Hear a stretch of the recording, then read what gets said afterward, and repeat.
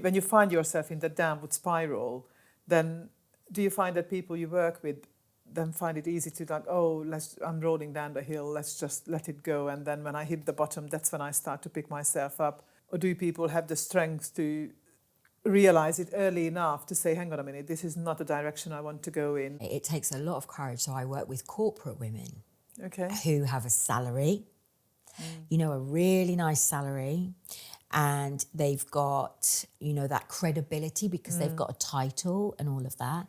And what if they're in a navigation system or soul or self or whatever we want to call it, that inner world?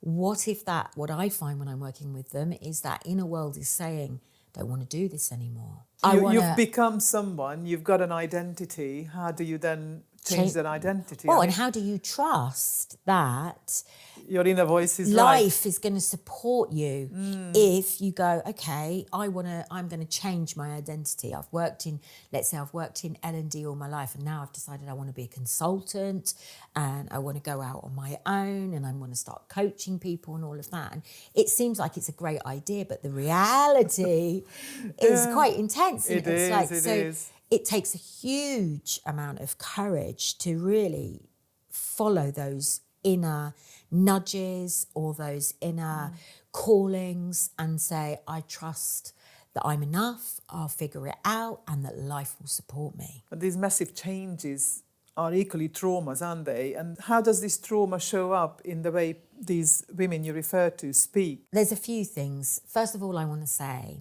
that trauma is a very popular word at the moment. Okay, and that trauma, it's being spoken about so much that everyone can say, oh yeah, trauma, I've had trauma, I'm trauma informed. And there is quite a big difference between having some negative experiences to having serious trauma. Okay. So I need to say that first. No problem, yeah. It's good to clarify these things. It's good, yeah. So if I go back to my own experience of childhood, right, without going into loads of detail, but I can say that as a child, I carried wounding that was in my tissue, that was somatic. It was, it wasn't cognitive. It was something that I'd kind of brought through as a baby, if you like. That is something that I live with.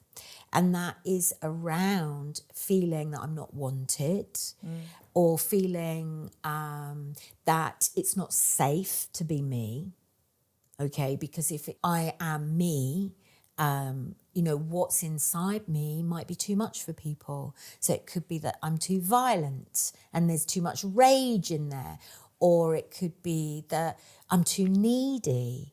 Or it could be that I'm a freak. Those stories that we carry inside of us can be the very things that at points in our lives, at these milestones in our lives when other things are coming as well, like perimenopause or the end of a relationship or the change of work, these big milestones can actually activate these things that we carry. And it can feel like at the time, like this is a terrible thing.